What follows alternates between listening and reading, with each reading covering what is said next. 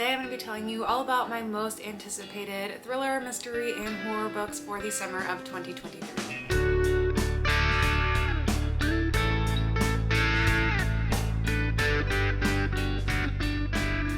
I do these videos in groupings of 3 months, so my most recent edition was for spring 2023 releases, which included books that were coming out in April, May, and June. And so today's video is going to cover books coming out in July, August, and September. I have a little over 30 books to tell you about, so we're going to be going kind of quick. Also, I haven't read the books, so I'm only talking about what I think they're about, so it shouldn't take too long for each book anyways. First up is a book coming out on July 11th called Burn the Negative by Josh Winning. This is an author that I've never heard of, but this book really looked interesting to me. This is a mashup of horror and suspense. A notorious slasher film is remade and the curse that haunted it is reawakened. Arriving in LA to visit the set of a new streaming horror series, journalist Laura Warren witnesses a man jumping from a bridge, landing right behind her car. Here we go, she thinks. It started.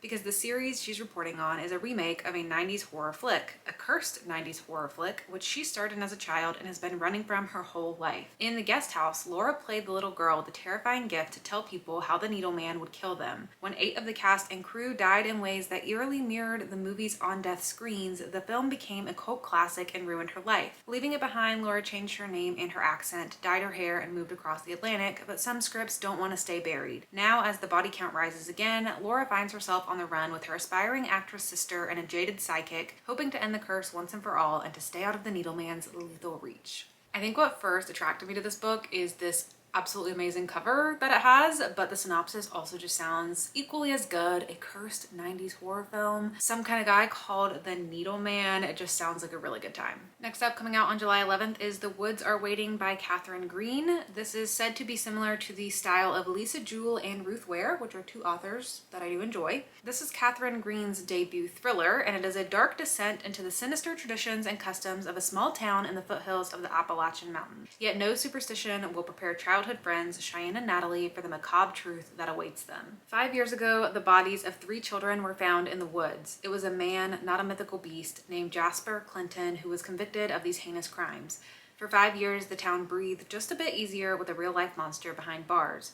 But when another child goes missing, Cheyenne and Natalie are determined to discover the truth and uncover the town's dangerous secrets rooted in its terrifying past. The 2 women must confront the reality of the superstitions they always believed in and their town's complicated connection with who or what lives in the woods. Next up on July 11th is one I am very excited about, and that is Paul Tremblay's new short story collection called The Beast You Are. I absolutely love Paul Tremblay, if you do not know, so I'm very excited to have more new works from him. It says there's going to be 15 pieces in this collection, so it's a mix of short stories and at least 1 novella. The title novella is called The Beast You Are, and it is a mini epic in which the destinies and secrets of a village, a dog, and a cat are intertwined with a giant monster that returns to wreak havoc every 30 years.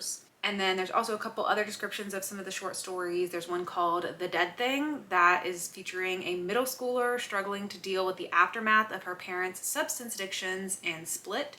One day her little brother claims he found a shoebox with the dead thing inside. He won't show it to her and he won't let the box out of his sight. In another story called The Last Conversation, a person wakes in a sterile white room and begins to receive instructions via intercom from a woman named Anne. When they are finally allowed to leave the room to complete a task, what they find is as shocking as it is heartbreaking. This could have had any description possible. I was going to read anything Paul Tremblay comes out with next because I truly just enjoy his works so much, so I'm very excited to have a short story collection from him. Next up, also on July 11th, it's a big day for publishing, is What Never Happened by Rachel Housel Hall. I still have yet to read from Rachel Housel Hall. I always see her books coming out and they're always on my anticipated list, and then I just never get around to picking them up. I don't know what it is. I don't really usually see people reading her books often, or if I do, I don't always see the best reviews, and so I think that kind of makes me stray away from them, but I have to finally read one of her books, and maybe this will be the one. The description for this one says it's murder in paradise as a woman uncovers a host of secrets off the rocky California coast in a gripping novel of suspense. You're following Colette Coco Weber, who has relocated to her Catalina Island home, where 20 years before she was the sole survivor of a deadly home invasion. All Coco wants is to see her Aunt Gwen get as far away from her ex as possible and get back to her craft, writing obituaries. Thankfully, her college best friend Maddie owns the local paper and has a job sure to keep Coco busy, considering the number of elderly folks who are dying on the island. But as Coco learns more about these deaths, she quickly realizes that the circumstances surrounding them are remarkably similar and not natural. Then Coco receives a sinister threat in the mail, her own obituary.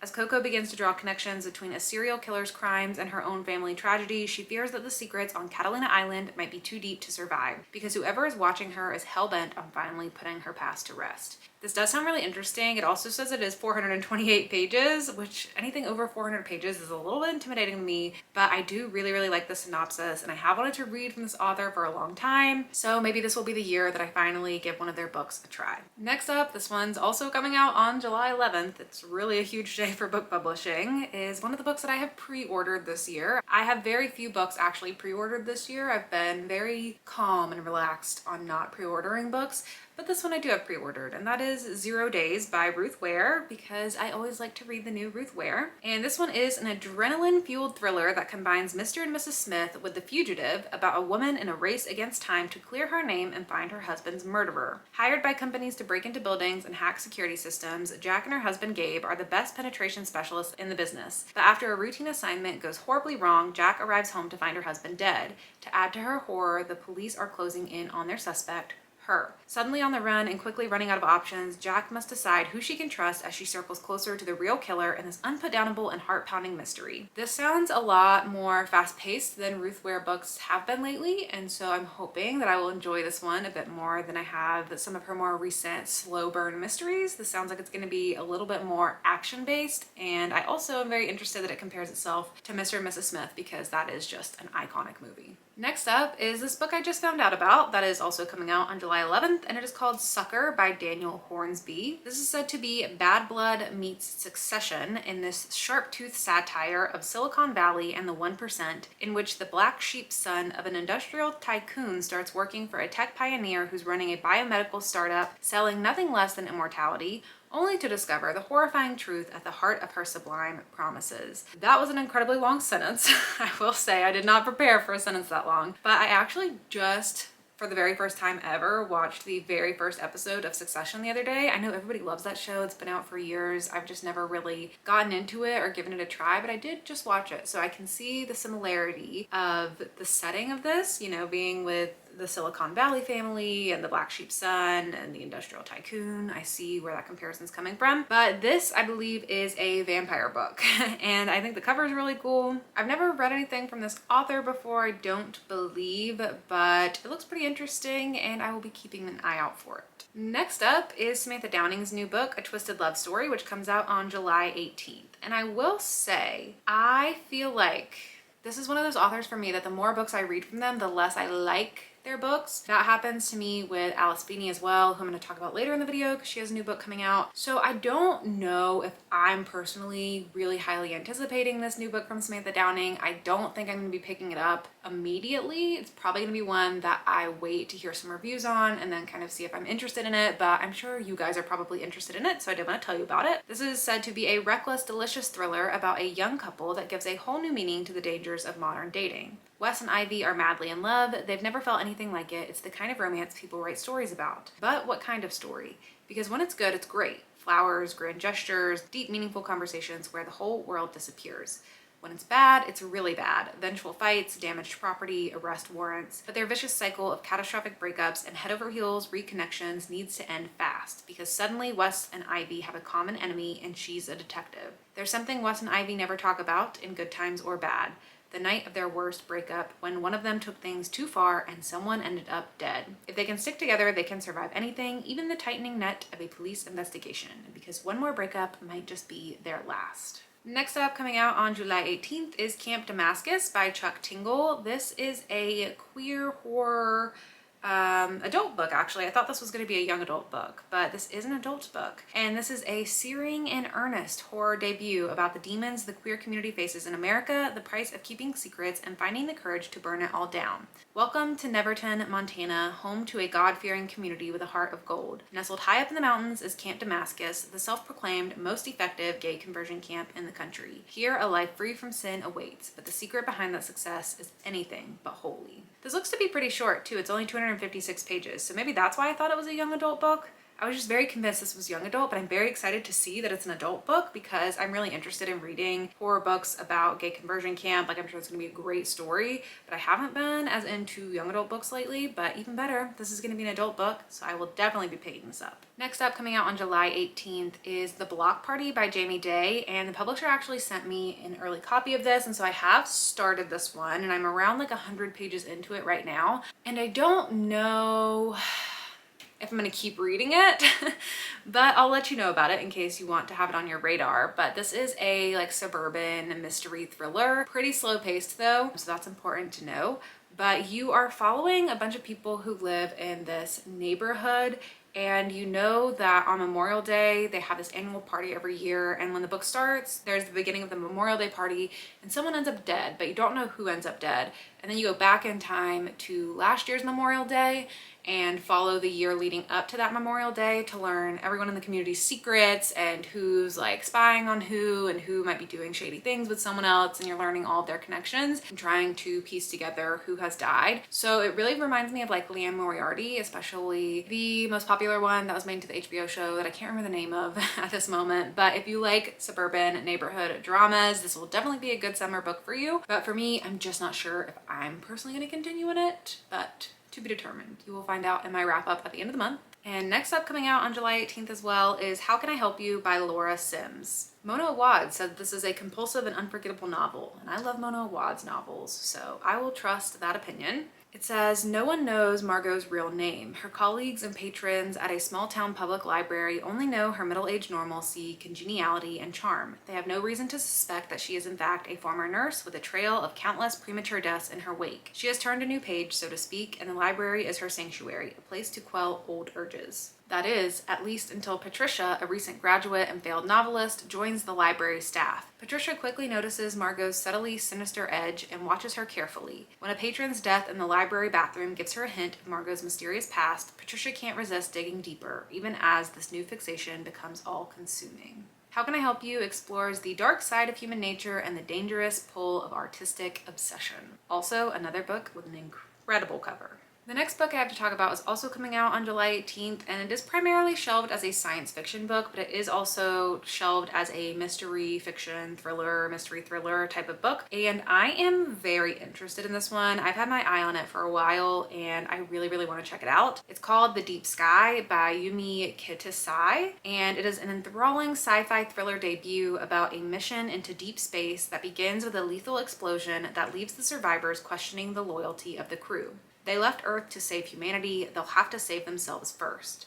It is the eve of Earth's environmental collapse. A single ship carries humanity's last hope, 80 elite graduates of a competitive program who will give birth to a generation of children in deep space. But halfway to a distant but livable planet, a lethal bomb kills 3 of the crew and knocks the Phoenix off course. Asuka, the only surviving witness, is an immediate suspect. Asuka already felt like an imposter before the explosion. She was the last picked for the mission, she struggled during training back on Earth, and she was chosen to represent Japan, a country she only partly knows as a half-Japanese girl raised in America. But estranged from her mother back home, the Phoenix is all she has left. With the crew turning on each other, Asuka is determined to find the culprit before they all lose faith in the mission, or worse, the bomber strikes again. I am not typically a sci-fi person, but something about this just really intrigued me. I also love the cover of it, which always pulled me in as well. And I don't know, it just sounds like a really fun, kind of like survival thriller too, which I'm always interested in. And I'm excited to step outside my comfort zone a little bit with a little bit of sci-fi, a little bit of a space book, and see if I like it. Next up, also coming out on July 18th, is Silver Nitrate by Sylvia Moreno Garcia. This is a dark thriller about the curse that haunts a legendary lost film and awakens one woman's hidden powers. The main character's name is Montserrat. I don't know if I'm saying that correctly, but they have always been overlooked. She is a talented sound editor, but she's left out of the boys club running the film industry in 90s Mexico City. And she's all but invisible to her best friend Tristan, a charming if faded soap opera star, though she's been in love with him since childhood. Then Tristan discovers his new neighbor is the cult horror director Abel Ureta, and the legendary auteur claims he can change their lives, even if his tale of a Nazi occultist imbuing magic into highly volatile silver nitrate stock sounds like sheer fantasy. The magic film was never finished, which is why Ureta swears his career vanished overnight. He is cursed. Now the director wants Montserrat and Tristan to help him shoot the missing scene and lift the curse, But Montserrat soon notices a dark presence following her, and Tristan begins seeing the ghost of his ex-girlfriend. As they work together to unravel the mystery of the film and the obscure occultist who once roamed their city, Montserrat and Tristan may find that sorcerers and magic are not only the stuff of movies. Next up, coming out on July 18th, is Cutting Teeth by Chandler Baker, who I have never actually read from before, but I am interested in their works and in this book in particular. This is a witty, thrilling story of parental love that asks, is there anything a mother won't do for her children? Darby, Mary Beth, and Rhea are on personal quest to reclaim aspects of their identities subsumed by motherhood. Their careers, their sex lives, their bodies. Their children, though, disrupt their plans when an unsettling medical condition begins to go around the little academy preschool. The kids are craving blood. Then a young teacher is found dead, and the only potential witnesses are 10 adorable 4-year-olds. Soon it becomes clear that the children are not just witnesses, but also suspects, and so are their mothers. As the police begin to look more closely, the children's ability to bleed their parents dry becomes deadly serious. Part murder mystery, part motherhood manifesto, Cutting Teeth explores the standards society holds mothers to, along with the ones to which we hold ourselves, and the things no one tells you about becoming a parent. So it sounds like we've got a lot of vampire children to deal with in this one, which sounds like a ton of fun. Next up is a sequel. And I don't usually read sequels, but this one I'm interested in. This is A Game of Lies by Claire McIntosh, which is the follow-up to The Last Party, which I did read this year in January. And it is a detective series type of story, so I don't know if you're going to have to have read the first book to understand this, or if it's just that there's, a detective carrying the story through. But it sounds like it's a very completely different type of story, just with, some characters from the first book. The synopsis says, they say the camera never lies, but on the show, you can't trust anything you see. Stranded in the Welsh mountains, 7 reality show contestants have no idea what they've signed up for. Each of these strangers has a secret. If another player can guess the truth, they won't just be eliminated, they'll be exposed live on air. The stakes are higher than they'd ever imagined, and they're trapped. The disappearance of a contestant wasn't supposed to be part of the drama. Detective Fionn Morgan has to put aside what she's watched on screen and find out who these people really are, knowing she can't trust any of them. And when a murderer strikes, Fionn knows every one of her suspects has an alibi and a secret worth killing for. This really sounds nothing like the first book at all. In the first book, it was just this detective solving a murder mystery in her hometown. And this one with this reality TV show aspect and everyone having these secrets, it just sounds really, really fun. So I'm really curious to check it out and see too if they are connected enough, or if you could just read this one as a standalone. And in general, I'm just excited to go back to following this detective because I did enjoy the first book that I read in this series. Next up is one of the few, if not the only, young adult books I have on my list because I'm really just not in the mood for young adult recently, but this one, the comp titles stood out to me. It's coming out on July 25th and it's called Their Vicious Games by Joelle Wellington, and it's being compared to Ace of Spades, Squid Game, and The Bachelor, and I love all of those things. The synopsis for this one says, you must work twice as hard to get half as much. Adina Walker has known this the entire time she's been on scholarship at the prestigious Edgewater Academy, a school for the rich and mostly white upper class of New England. It's why she works so hard to be perfect and above reproach, no matter what she must force beneath the surface. Even one slip can cost you everything, and it does. One fight, one moment of lost control leaves Adina blacklisted from her top choice Ivy League college and any other. Her only chance to regain the future she sacrificed everything for is the finish, a high-stakes contest sponsored by Edgewater's founding family, in which 12 young, ambitious women with exceptional promise are selected to compete in 3 mysterious games: the Ride, the Raid, and the Royale. The winner will be granted entry into the fold of the Remington family, whose wealth and power can open any door. But when she arrives at the finish, Adina quickly gets the feeling that something isn't quite right with both the Remingtons and her competition, and soon it becomes clear that this larger-than-life prize can only come at an even greater cost. Because the finish's stakes aren't just make or break, they're life and death. Adina knows the deck is stacked against her, it always has been, so maybe the only way to survive their vicious games is for her to change the rules. Next up, coming out on August 1st, is a book that I, to be honest, was not super interested in, but the publisher did send me an early copy of it, so I'm probably gonna check it out anyways. And that is Gone Tonight by Sarah Pekkanen. Sarah Pekkanen typically writes books with Greer Hendricks. Usually you'll see books by Greer Hendricks and Sarah Pekkanen, but this is just a book from Sarah Pekkanen this time. The synopsis says, Catherine Sterling thinks she knows her mother. Ruth Sterling is quiet, hardworking, and lives for her daughter. All her life, it's been just the two of them against the world. But now Catherine is ready to spread her wings, move from home, home and begin a new career. And Ruth Sterling will do anything to prevent that from happening. Ruth Sterling thinks she knows her daughter. Catherine would never rebel, would never question anything about her mother's past or background. But when Ruth's desperate quest to keep her daughter by her side begins to reveal cracks in Ruth's carefully constructed world, both mother and daughter begin a dance of deception. Next up, coming out on August 1st, one I am very excited about, is Mr. Magic by Kirsten White. The synopsis says, "Who is Mr. Magic? Former child stars reunite to uncover the tragedy that ended their show and discover the secret of its enigmatic host in this dark supernatural thriller." 30 years after a tragic accident shut down production of the classic children's program Mr. Magic, the 5 surviving cast members have done their best to move on. But just as generations of cultishly devoted fans still clung to the lessons they learned from the show, the cast, known as the Circle of Friends, have spent their lives searching for the happiness they felt while they were on it, the friendship, the feeling of belonging, and the protection of Mr. Magic. But with no surviving video of the show, no evidence of who directed or produced it, and no records of who or what the beloved host actually was, memories are all the formal Circle of Friends has. Then, a twist of fate brings the castmates back together at the remote desert filming compound that feels like it's been waiting for them all this time. Even though they haven't seen each other for years, they understand one another better than anyone has since. After all, they're the only ones who hold the secret of that circle, the mystery of the Magic Man and his infinitely black cape, and maybe the answers to what really happened on that deadly last day. But as the Circle of Friends reclaim parts of their past, they begin to wonder, are they here by choice or have they been lured into a trap? Because magic never forgets the taste of your friendship. And I don't know why, and I don't know if this is supposed to be the circumstances, but this just makes me think of Barney.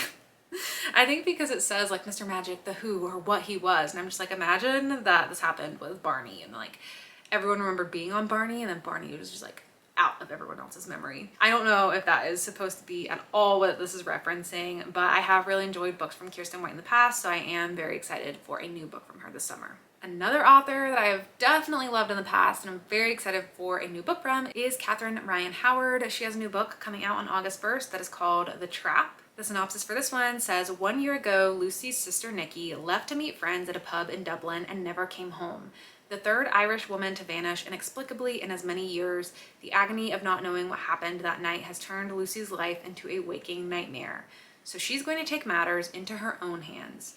Angela works as a civilian paper pusher in the missing persons unit, but wants nothing more than to be a fully fledged member of An Garda Síochána, the Irish police force. With the official investigation into the missing woman stalled, she begins pulling on a thread that could break the case open and destroy her chances of ever joining the force. A nameless man drives through the night, his latest victim in the back seat.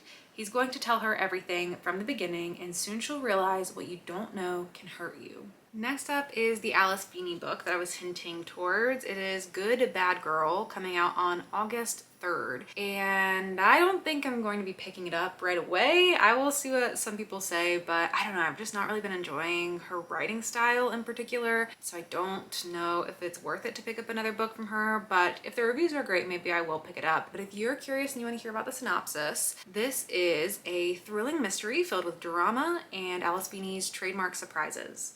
20 years after a baby is stolen from a stroller, a woman is murdered in a care home. The two crimes are somehow linked, and a good, bad girl may be the key to discovering the truth. Edith may have been tricked into a nursing home, but at 80 years young, she's planning her escape. Patience works there, cleaning messes and bonding with Edith, a kindred spirit. But Patience is lying to Edith about almost everything. Edith's own daughter Cleo won't speak to her, and someone new is about to knock on Cleo's door, and their intentions aren't good. With every reason to distrust each other, the women must solve a mystery with 3 suspects, 2 murders, and 1 victim. If they do, they might just find out what happened to the baby who disappeared, the mother who lost her, and the connections that bind them. Next up is Looking Glass Sound by Katrina Ward. This is being republished in August 8th. I think it's already been published previously, but I've never read it, so I'm excited for it. And it is a psychological horror novel. The synopsis says, in a lonely cottage overlooking the windswept Maine coast, Wilder Harlow begins the last book he will ever write. It is the story of his childhood summer companions and the killer that stalked the small New England town, of the body they found and the horror of that discovery echoing down the decades, and of Skye, Wilder's one-time best friend who stole his unfinished memoir and turned it into a lurid best-selling novel, Looking Glass Sound. But as Wilder writes, the lines between memory and fiction blur. He fears he's losing his grip grip on reality when he finds notes hidden around the cottage written in Sky's signature green ink. Katrina Ward delivers another mind-bending and cleverly crafted tale about one man's struggle to come to terms with the terrors of his past before it's too late. Next up is a book I originally wasn't like crazy excited about, but I've started to see some incredible reviews for it and now I'm very interested. It is coming out on August 8th and it is called None of This Is True by Lisa Jewell. I have read a couple books from Lisa Jewell and I generally like her stuff, but it's been so long since I've read anything from her that I don't know how I would feel about it now. So it kind of feels like reading a new author all over again, but I've just heard such good things about this book. It is a psychological thriller about a woman who finds herself the subject of her own popular true crime podcast. Celebrating her 45th birthday at her local pub, popular podcaster Alex Summers crosses paths with an unassuming woman called Josie Fair. Josie, it turns out, is also celebrating her 45th birthday. They are in fact birthday twins. A few days later, Alex and Josie bump into each other again, this time outside Alex's children's school. Josie has been listening to Alex's podcast and thinks she might be an interesting subject for her series. She is, she tells Alex, on the cusp of great changes in her life. Josie's life appears to be strange and complicated, and although Alex finds her unsettling, she can't quite resist the temptation to keep making the podcast. Slowly, she starts to realize that Josie has been hiding some very dark secrets, and before she knows it, Josie has inveigled her way into Alex's life and into her home. But as quickly as she arrives, Josie disappears. Only then does Alex discover that Josie has left a terrible and terrifying legacy in her wake, and that Alex has become the subject of her own true crime podcast, with her life and her family's lives under mortal threat. Who is Josie Fair, and what has she done? Next up, coming out on August 8th, is The Handyman Method, A Story of Terror by Nick Cutter and Andrew F. Sullivan. This is said to be a chilling domestic story of terror for fans of Black Mirror and the Amityville Horror. When a young family moves into an unfinished development community, cracks begin to emerge in both their new residence and their lives, as a mysterious online DIY instructor delivers dark subliminal suggestions about how to handle any problem around the house. The trials of home improvement, destructive insecurities, and haunted house horror all collide in this thrilling story perfect for fans of Nick Cutter's bestsellers The Troop and The Deep. I do have an early copy of this one, so I am hoping to read it soon, so hopefully I can give you a little early review of it. It's one of those synopses where it seems interesting, but it also doesn't tell you a lot about what the book's about, and I have read The Troop from Nick Cutter, and I did really enjoy that, so I'm hoping this will be a win. Next up, coming out on August 8th, is The Last One by Will Dean. The synopsis says, when Kaz steps on board the exclusive cruise liner RMS Atlantica, it's the start of a vacation of a lifetime with her new love, Pete. On their first night, they explore the ship, eat, dance, make friends, but when Kaz wakes the next morning, Pete is missing. And when she walks out into the corridor, all the cabin doors are open. To her horror, she soon realizes that the ship is completely empty. No passengers, no crew, nobody but her. The Atlantica is steaming into the mid-Atlantic and Kaz is the only person on board. But that's just the beginning of the terrifying journey she finds herself trapped on in this white-knuckled mystery. This does look like a longer book. It says it's 450-ish pages long, but that sounds so interesting. And I saw that Gabby read this one and she really loved it. And I am so intrigued by that synopsis. I don't read many books set at sea, but the only one I can think of that I've read set at sea was The Devil in the Dark Water by Stuart Turton, which I loved. And I just feel like this is gonna be so fun. Like, it's isolated, you're trapped, survival, the mystery of what happened to everybody. It just sounds really, really intriguing. And so I'm very excited to get to this one. Next up is a novella collection from Josh Mallerman called Spin a Black Yarn, which is coming out on August 15th. This is 5 harrowing novellas of horror and speculative fiction. And there is a little blurb for each of the stories. The first one is Half the House is Haunted. A sister insists to her little brother that half the house is haunted by a strange presence, but is it the house that's haunted or their childhoods? In Argyle, a dying man confesses to homicides he never committed, and he reveals long-kept secrets far more sinister than murder. A tourist takes the ultimate trip to outer space in The Jupiter Drop, but the real journey is into his own dark past. In Doug and Judy Buy the House Washer TM, a trendy married couple buys the latest home gadget only to find themselves trapped by their possessions, their history, and each other. And in Ego Rov, a wealthy old cretin murders a young man not knowing the victim was a triplet. The 2 surviving brothers stage a savage faux haunting, playing the ghost of their slain brother with the aim of driving the old murderer mad. All of those sound so different and so fun, and I'm very excited for this collection. Next up, coming out on August 29th, is Vampires of El Norte or El Norte by Isabel Cañas. I still have yet to read The Hacienda, but I really want to. Maybe I'll read both of these this year. I do a little author taste test with these books. But this is a supernatural Western. As the daughter of a rancher in 1840s Mexico, Nina knows a thing or two about monsters. Her home has long been threatened by tensions with Anglo settlers from the north, but something more sinister lurks near the ranch at night, something that drains men of their blood and leaves them for dead, something that once attacked Nina 9 years ago. Believing Nina dead, Nestor has been on the run from his grief ever since, moving from ranch to ranch working as a vaquero. But no amount of drink can dispel the night terrors of sharp teeth. No woman can erase her childhood sweetheart from his mind. When the United States attacks Mexico in 1846, the two are brought abruptly together on the road to war. Nina as a curandera, a healer striving to prove her worth to her father so that he does not marry her off to a stranger, and Nestor as a member of the auxiliary cavalry of ranchers and vaqueros. But the shock of their reunion and Nina's rage at Nestor for seemingly abandoning her long ago is quickly overshadowed by the appearance of a nightmare made flesh. And unless Nina and Nestor work together through their past and face the future together, neither will survive to see the dawn. I love the cover of this one. The colors are amazing. Next up is another book that is primarily sci-fi, but it has mystery elements to it, and I just think it sounds really interesting. It is called The Death I Gave Him, and it's coming out on September 12th. It is a lyrical queer sci-fi retelling of Shakespeare's Hamlet as a locked room thriller. I love all of those things. Sci-fi I wouldn't normally be gravitating towards, but lyrical, queer, a Hamlet retelling, a locked room thriller, that sounds amazing. Hayden Litchfield's life is ripped apart when he finds his father murdered in their lab and the camera logs erased. The killer can only have been after one thing, the Sisyphus formula the two of them developed together, which might one day reverse death itself. Hoping to lure the killer into the open, Hayden steals the research. In the process, he uncovers a recording his father made in the days before his death and a dying wish: avenge me. With the lab on lockdown, Hayden is trapped with 4 other people: his uncle Charles, lab technician Gabriel Rasmussen, research intern Felicia Zia, and their head of security, Felicia's father Paul, one of whom must be the killer. His only sure ally is the lab's resident artificial intelligence Horatio, who has been his dear friend and companion since its creation. With his world collapsing, Hayden must navigate the building's secrets, uncover his father's lies, and push the boundaries of sanity in the pursuit of revenge. Next up is Mona Awad's new book, Rouge, which is coming out September 12th. And this is said to be a horror-tinted gothic fairy tale about a lonely dress shop clerk whose mother's unexpected death sends her down a treacherous path in pursuit of youth and beauty. Can she escape her mother's fate and find a connection that is more than skin deep? Mona Awad writes weird books. You don't always know what you're getting yourself into. You don't always know what's happening as you're reading them. But they make for a good time, and I'm excited for a new book from her. And then finally coming out on September 15th is One of Us Knows by Alyssa Cole. This is an author I have read from before. I did enjoy the book When No One Is Watching in the past. And this is said to be a riveting thriller about the new caretaker of a historic estate who finds herself trapped on an island with a murderer and the ghost of her past. Years after a breakdown and a diagnosis of dissociative identity disorder derailed her historical preservationist career, Kenitria Nash and her alters have been given a second chance they can't refuse: position as resident caretaker of a historic home.